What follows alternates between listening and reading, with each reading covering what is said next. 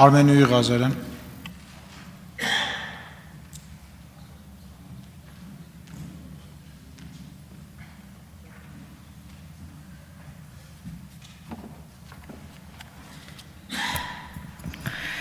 Ազգային ժողովի մեծարգո նախագահ, հարգելի գործընկերներ, սիրելի քաղաքացիներ։ Երեք լրատվական միջոցներից տեղեկացա, որ տեղի է ունեցել Մեծիտան Կիլիկիո կաթողիկոսության բարձրագույն ժողովներ,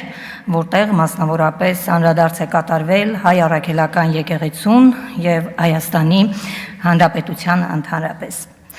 Մենք չենք ժխտում, որ իրականացվող բարեփոխումների ընթացքում ի հայտ են գալիս որոշակի բացեր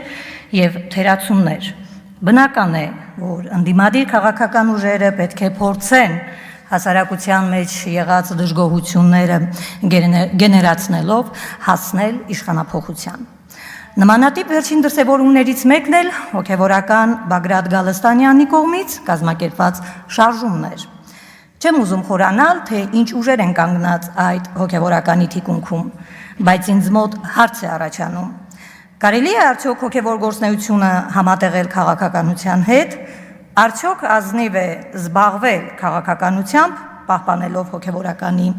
բարձր կարգավիճակը, այն դեպքում, երբ հոգևոր դասը հսկայական անելիք ունի հայ առաքելական եկեղեցուների բարձրացման գործում, մասնավորապես աղանդավորական երևույթների դեմ պայքարելու իմաստով։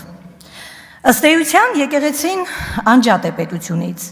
Եթե Գալստանյանը եւ շատ հոգևոր դասի ներկայացուցիչներ գտնում են, որ ավելի օգտակար կլինեն պետությանը, քաղաքականությամբ զբաղվելով, ապա պետք է հրաժարվեն հոգևորականի իրենց կարգավիճակից։ Երբ խոսում են ազգի միասնականության մասին, առնվազն ինձ մոտ հարց է առաջանում. Գալստանյանը եւ հոգևոր դասը չեն քննարկել երբևէ երկու կաթողիկոսությունների միավորման հարցը։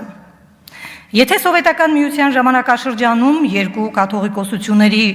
գոյության իմաստը հասկանալի էր, ապա այժմ գոնե ինձ համար տարակուսելի է։